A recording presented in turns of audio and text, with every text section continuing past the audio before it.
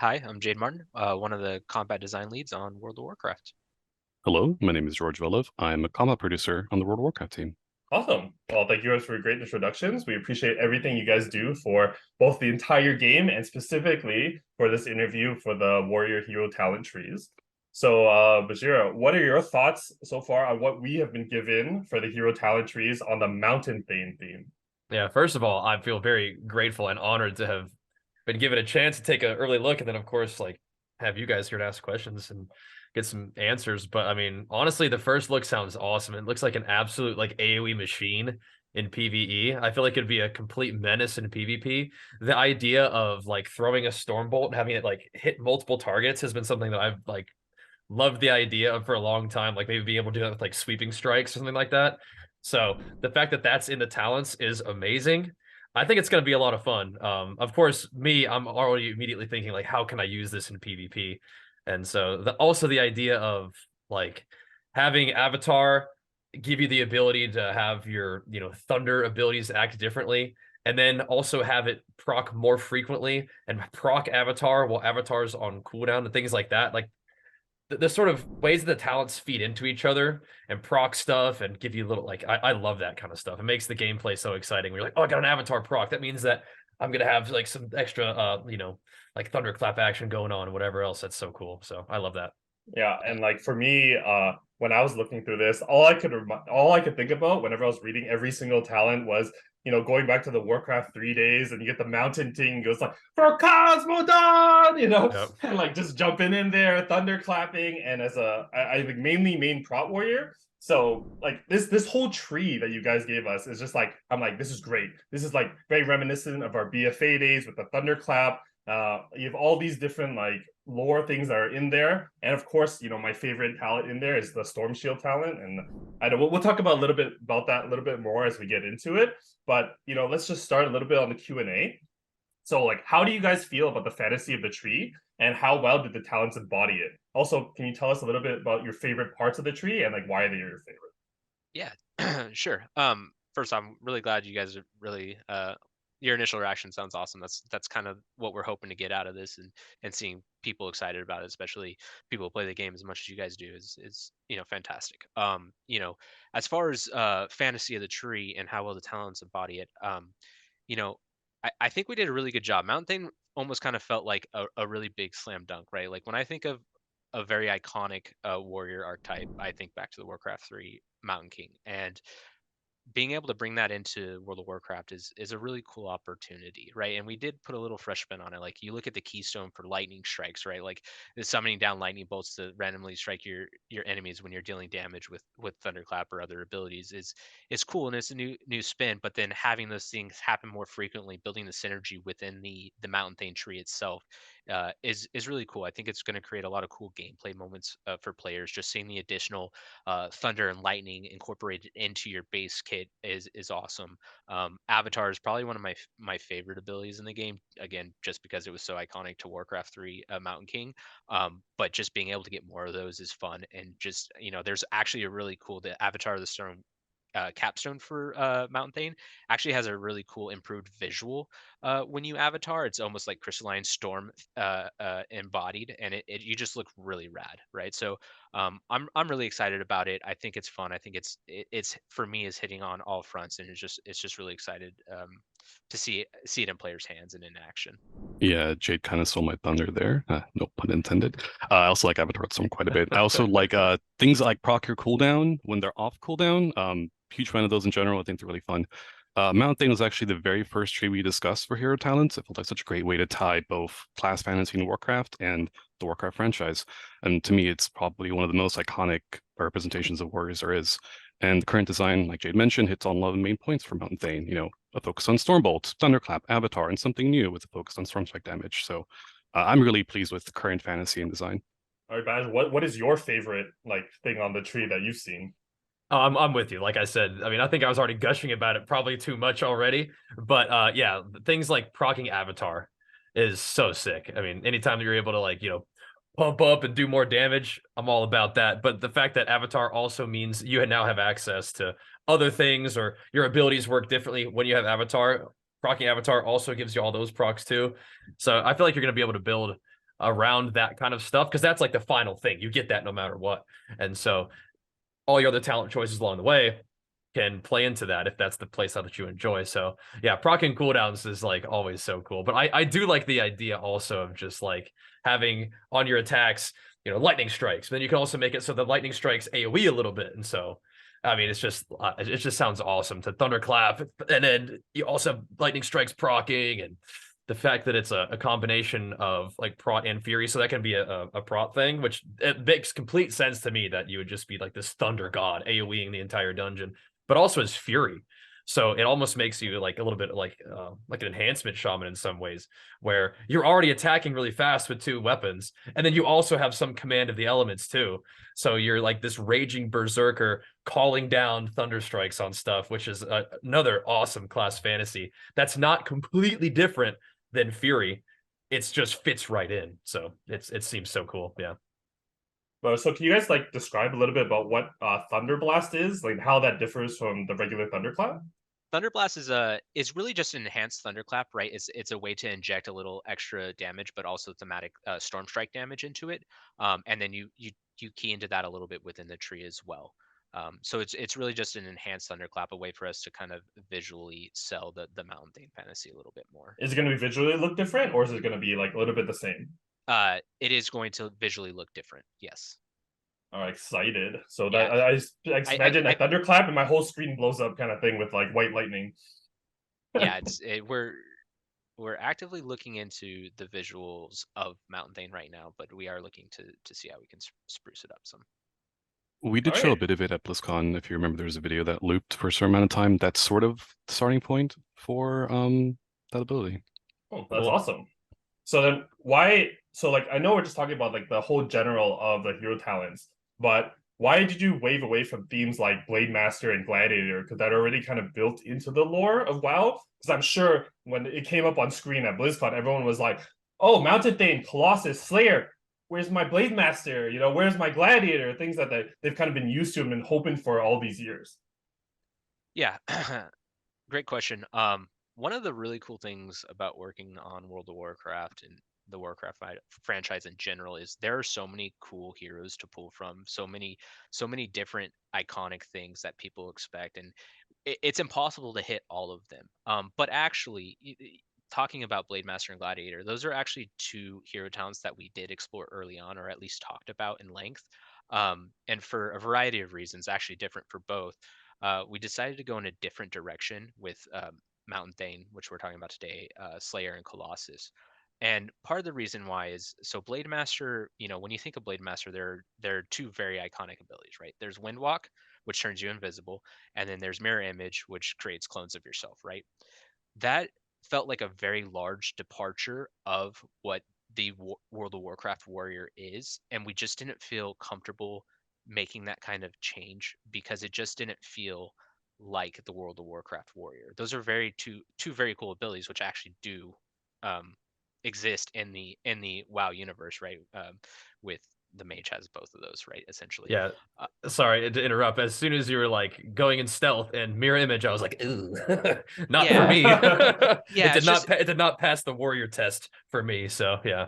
Yeah, it's All just good. one of those archetypes, and it's cool. Like I love the Blademaster, right? Samuro is very very fun. And He's out in Ashenvale. Yeah, Blade storm Yeah. me down in SOD. I don't like it.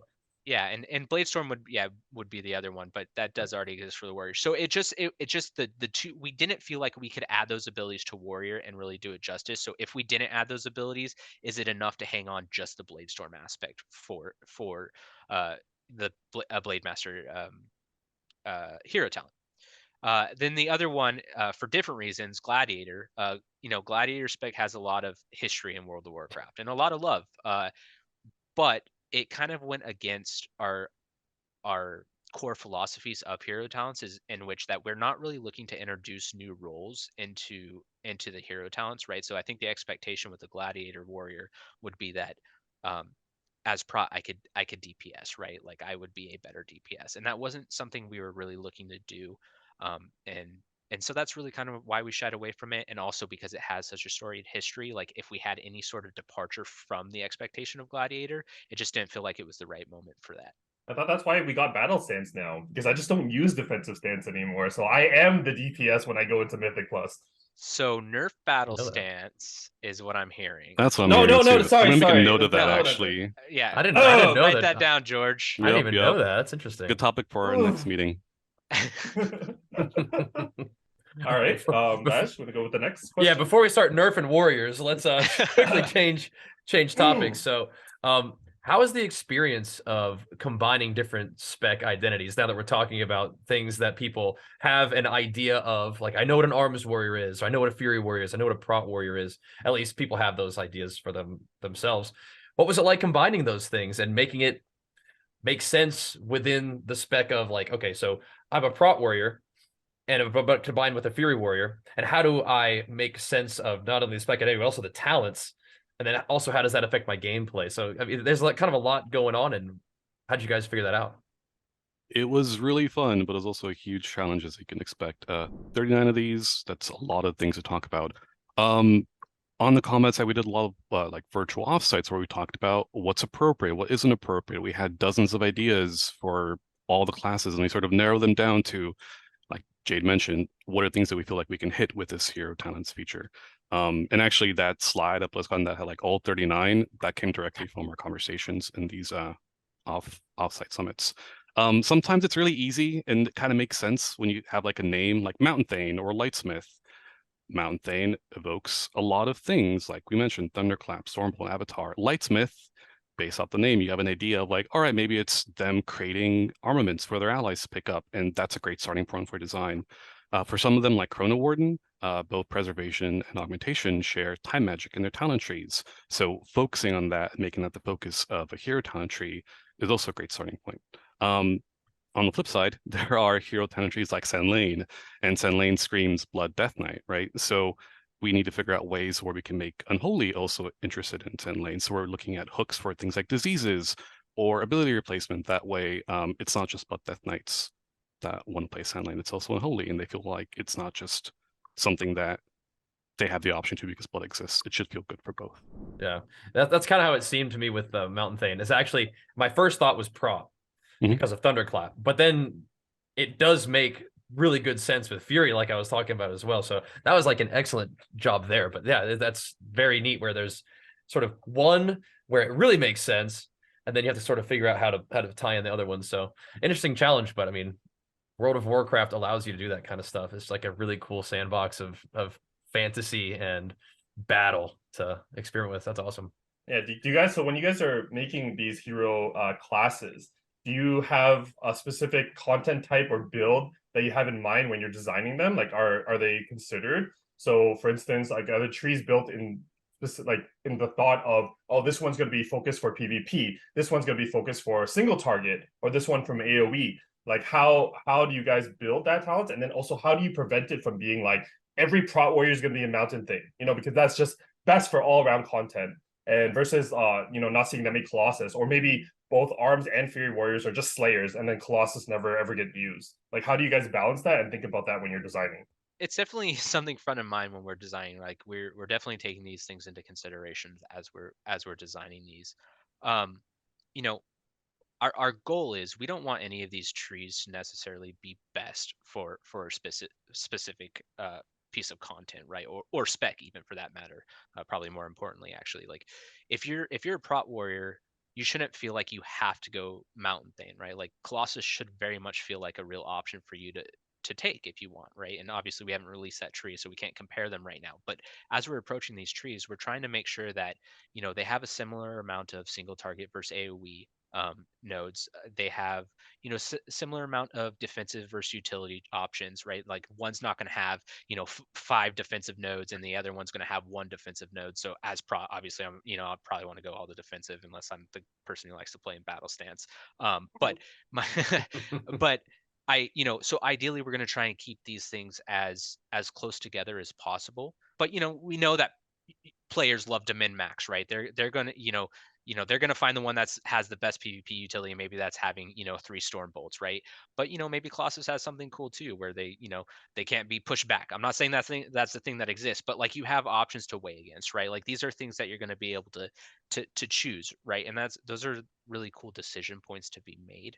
But like for the player that does find like 1% increased throughput in Mountain Thane versus Slayer, um, there's not going to be a lot of friction to changing, right? Like that's a lesson we learned from something like Covenant abilities, right? Like Covenant abilities, there was a lot of friction to change, and some people just aligned with the fantasy of, say, playing Necrolord over Venthyr, and so they felt like compelled to take that, but then they knew they were giving up some sort of throughput.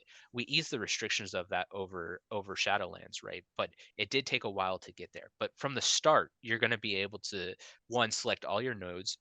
The choice nodes within the tree are going to be able to change at any time, and then you're going to be able to switch between hero talents as well at any time, right? But again, focusing on the original question, like really just to reiterate, the goal is to keep these as close as possible when looking at single target versus AoE versus utility defensives.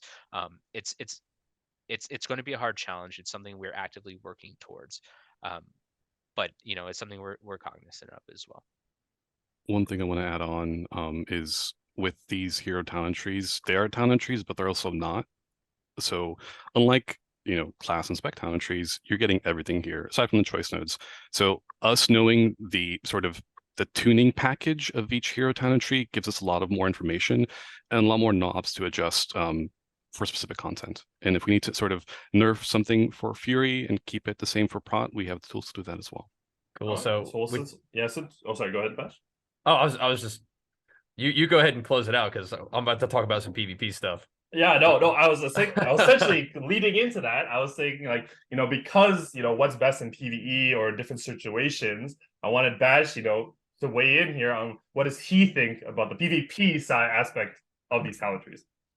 I mean, like I said, my mind is immediately spinning about how I can figure out which talent choices are the best. But one of the things that really springs to mind is I love hearing about how you guys come up with this stuff. So as a PvP player, generally, like I feel like people sort of fall into the different categories of, okay, I'm like a PvP guy. Everything that I am looking at is going to be looked at through the lens of PvP. PK, he might be looking at the PvE side, obviously.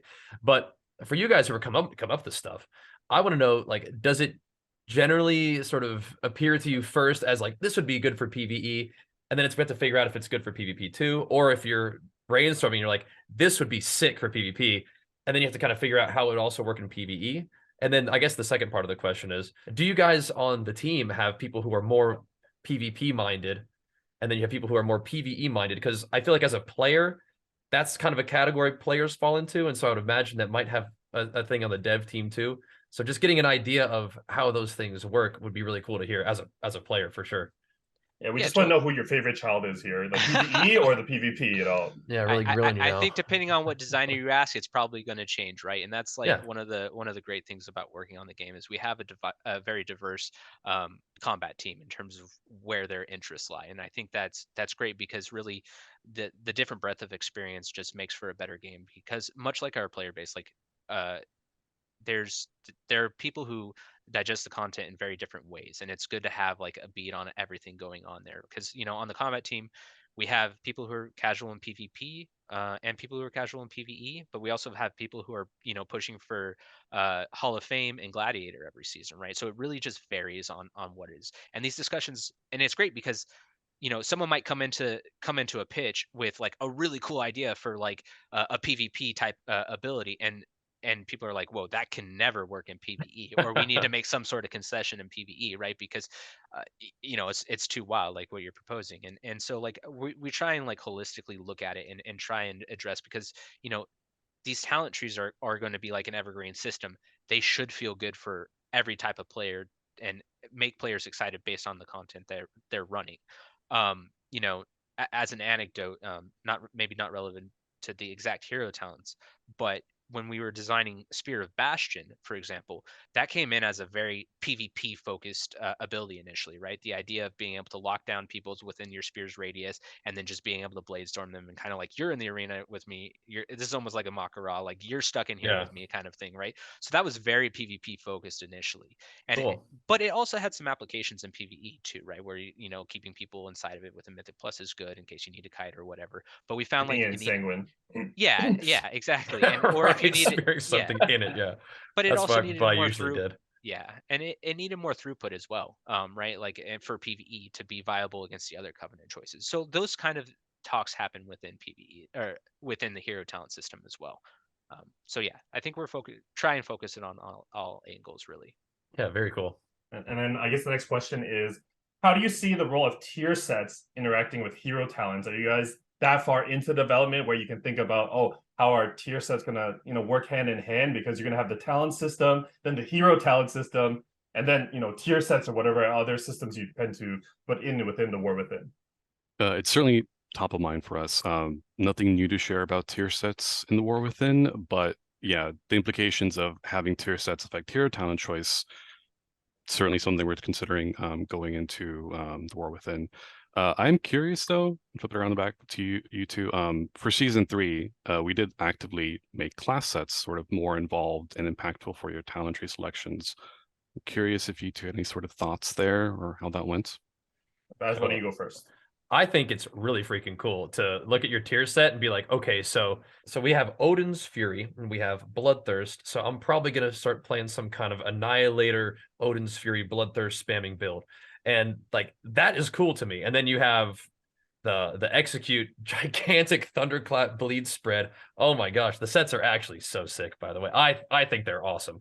Anything that's just like blasting AoE with cooldown reduction and like procs for the situation of arms for sure, like super fun. But then you also look at your build for arms, like, okay, so if I want to make Rend tick more often to get more sudden death procs to then explode Ren on everybody, I probably want to play like Skull Splitter to make it proc more often. And obviously I want to take all these talents on the side that make execute, you know, stack my Mortal Strike damage and things like that. So I actually love the fact that you can take a look at your build. And it's not like you can only play Skull Splitter or you have to play Precision in order for it to work. It's just like you have these tools and it may synergize well with certain talents on your tree. So I actually think it's sick. I like it a lot because what it does allow you to do is sort of guide players into playing different builds than they would normally play as the expansion goes on. Like last season, it was like you might want to play Raging Blow so you can stack up to that huge Bloodthirst instead of constantly using all your stacks before it's like a big Bloodthirst. And so it's a different build than I played season 1, which is Annihilator, right? So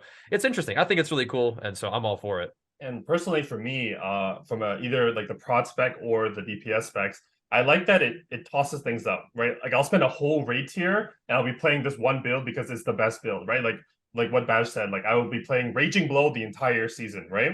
And then getting the new tier set is really cool because now I'm thinking all about Annihilator Bloodthirst, right? But even in the prods perspective, like last season was all about Last Stand. I'm going to press it on cooldown. It's no longer a cooldown. It's my DPS cooldown, so I can just constantly use it every single pull as much times as possible throughout the entire key or raid setting. Whereas now this season, I'm like, okay, well, now Last Stand's kind of gone back on the shelf, and it's more of a, oh, I really don't want to die. Let's hit Last Stand, right? And focusing on a lot of other talents like Shield Slam, things like that. So for me, I like it because it really tosses it up. It makes it always feel fresh every season. Whereas if you take away the tier set and you just kind of go down to the base, then unless you guys do extreme tuning every season or every tier, then it doesn't make it enough to us to want to change our whole like play style. So with the tier sets, I really enjoy it. So that's something I worry about with the hero talents. Whereas if they are very strong and they are quite impactful towards our gameplay, how much is going to change? Like, am I always going to be speccing into Thunderclap, right? If I'm a Mountain Thane, like I have to Thunderclap all the time throughout all, like, you know, whatever 4 seasons there are in the next expansion versus it changing up every tier. Gotcha. Yeah, that's great feedback. I'm happy you two liked how season 3 tier sets turned out, and questions like that are questions we ask ourselves all the time too on our end. Fortunately, can't really talk too much about tier sets at this time, besides what I just mentioned. Of No course, worries. of course. And then I guess like like with so many talents that synergize with like specific ability, kind of like what we talked about with Thunderclap and specifically with the Mountain Thane, everything seems to kind of revolve around Bloodthirst with a little bit of Raging Blow. So it kind of already pushes everyone into thinking like, okay, Annihilator, Bloodthirst builds are kind of what synergizes best with the Thane, Mountain Thane. So like, what are your thoughts about that? Do you feel that hero talents are going to push people to play certain builds, or will they still have the freedom to choose whatever they like while still maintaining being a Mountain Thane? Ultimately, the goal for hero talents is to just really enhance your base build and work with however you feel like you want to play your class, right? Like if it's Annihilator versus Raging Blow type build, right? Like ideally both of those should feel like they can work with Mountain Thane. But that, in reality, with what you're seeing right now on live versus what the plans are in 11.0, those might not always match. So like there's some, for us, there's some work to be done on the back end to make that account for that and work for that. So then maybe that just means like in general, maybe for Fury of Bloodthirst needs to be better incorporated within your build, right? Like so you don't feel like one ability is being completely pushed out of it, right? So there's some work to be done there that we're definitely looking at. And this isn't just like, it isn't just going to be a warrior specific issue. Like there are going to be classes that we need to look at and make sure that they align with our hero talent philosophies. And so I think that's something we're looking to address. Awesome. Yeah, I mean, when I was looking at the talents and stuff, that's what it looked like to me. It was more like, these are the main abilities that you use. Like, these are your rotational abilities. These are your offensive cooldowns. These are some of your defensive cooldowns. The hero talents enhance those rotational abilities, offensive cooldowns or defensive cooldowns in these ways. That's what it looked like to me. So it kind of made sense. That was one of the goals. Yeah. Yeah. Yeah, the only thing like I worry about is like again, like I said, like it being pigeonholed a bit into like you have to take these abilities and go down your current talent tree this way, which gives us less choice on, oh, will I be able to take more utility certain talents, but no, I can't because I have to go down this side of the talent tree. This is just all I was thinking about. Yeah, no, it's a great point. It's something we're actively looking at, right? Like if to play hero talent, it's something a hero spec rather to play Mountain Thane. If you feel like you have to take 3 off the off the path nodes, if you will, just to make it work, and it's reducing the amount of choice you have in the base class, that's something we want to focus on and try and fix. So that's actually really great feedback from the community as these things go live that you guys can give to us about like, hey, the requirements here just feels way too heavy handed, and it's reducing the amount of choice we have in the base class tree. Like that's the kind of stuff we would love to hear from the community. Okay, so already with the thought of Mountain Thane, I think if Mountain Thane's a thing, it's almost like we should just have Thunderclap as like part of the base kit of Warrior, because currently it's on the talent tree, right? It's something that we have to kind of spec into and veer towards. Whereas if it's already part of the whole class fantasy Mountain Thane, it feels like if you go Mountain Thane, it should just be a talent you automatically kind of get, right? Yeah, that's an interesting point. Something definitely we've discussed about like, hey, if a hero talent tree modifies Thunderclap in some capacity, should that be something we just kind of give you a free node, or like there are a lot of issues with that, so maybe that's not something we do, but like maybe, yeah, I don't know, maybe Thunderclap could be baseline. I'm not saying it is going to be. I'm just saying like there are a bunch of different options that we're really going through and identifying what's going to work best for the class as a whole. And so I'm definitely not promising anything, but we are trying to explore all of our options when looking at this stuff. cool. So we've heard you guys mention this a few times. I'm getting the vibe. Player feedback is a pretty big deal. So good to know. The question is, what is the best way to provide this feedback from players? Like when we see these hero talent selections, we're like, whoa, this is sick, or whoa, I have some concerns. What's the best way to share those with you? Yeah, I mean, player feedback is super important. And it's really sort of one of the big reasons we're doing things like this, getting that feedback as early as possible to give us a long runway to make, hero talents trees as great as it can be. Best source, honestly, forums. Our official forums are great. They're managed by our perfect community team. And we have threads that you can get feedback on, and those are really nice because it's sort of organized and concise. But things like feedback videos, Reddit posts, Discord threads, we read a bunch of that too. Tier lists are nice, as long as they're well explained and eloquent. And in general, when it comes to feedback, prefer written feedback if possible, although we understand that sometimes video is more appropriate. In general, when it comes to feedback, we love hearing how things affect you personally. Stories about how something frustrated you or made you feel really impactful. Those are just as important as tuning to us. Can't believe you snuck a tier list meta in here, by the way, George. Both of us are YouTubers are like, ding, more tier lists. Oh, I gotta make one right now. They're one of many ways that you can get feedback. So if I put forums, Prot Warrior or Warrior always on like F tier, D tier, They're does the that mean I worst. can look Oh at my buffs? gosh. Oh that's, man, that's not how it works. They're the worst class in the game, dude. Please don't sandbag tier lists. Please don't sandbag tier lists. Look at what you've done, I'm just trying George. to play the Moonkin version, you know. That's what they do every season. I mean, at least they're viable, am I right, dude? I mean, yeah, geez. I know. God, I can't even get invited nowadays. Can you imagine playing Warrior? Dude. I just don't know who we to need some help, anymore. Man. Sheesh.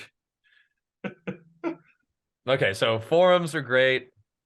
Written posts are your preference. Yep. Videos from eloquent, handsome Warrior playing content creators are acceptable. But we'll have the feedback that we can give from the blog posts that we'll be seeing. But blog posts only really can give us so much feedback to give.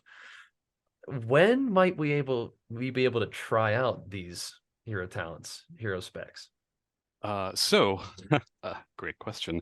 Our goal for these hero talent trees is to have the majority of these play testable the moment that public facing content is play testable for the War Within. Our goal is really to have as many of these in your hands day one of public testing. Since it is such a big part of class design, it's really important for us to make sure that it's online as soon as possible. I know blog posts and articles can only go so far, but when we did this for Dragonflight for the talent trees, we got a bunch of great feedback, and we did like 5 or 6 classes. So our goal following the new year is to do more of these articles, show off more of these trees. That way, even though content isn't playtestable yet by the community, there's still a good source of feedback coming in for us that we can iterate on before these are even in your hands. I mean, honestly, looking at this, I think there is definitely feedback that I'm able to provide, because able to provide. I think these are going to be really, really cool for players. And I mean, people have all kinds of perspectives, like you said, PvP, PvE, hardcore, or like, a little more casual. So there's going to be lots of people who are excited about this, and people who have concerns, and lots of perspectives to enjoy. So yeah, you guys have a good time combing through all of that here pretty soon. Yeah, and we've actually been playtesting them internally too, which is really cool. Nice.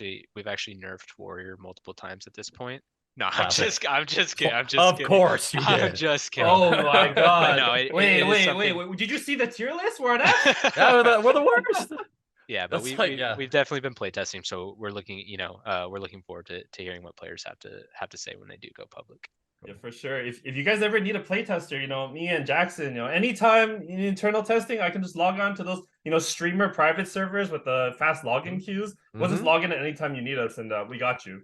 Oh, interesting. Yep. That's news to me. With our those existed. With our personal plus damage buffs and things like that, right? And loot, getting that legendary axe is going to be really easy this season. I'm on that struggle right now. Yeah. But okay, awesome. Well, thank you, George, Jade. Thank you guys so much for everything, giving us a little bit of a glimpse into what's coming, with the new WoW expansion. We know you guys are super busy with all the new up-and-coming changes, and we can't wait to, try and see it ourselves. So, remember, everyone, that you can check out all the information regarding the hero talents from the War Within at Blizzard's blog post coming on December 18th. And all the information will be released then. Awesome. This was great. Thank you guys so much. Yeah. Looking forward to hearing everyone's feedback on these as well. It was a pleasure. Thank you for your time. Thank you, guys. Appreciate it. Buff Warrior. Good note to end on.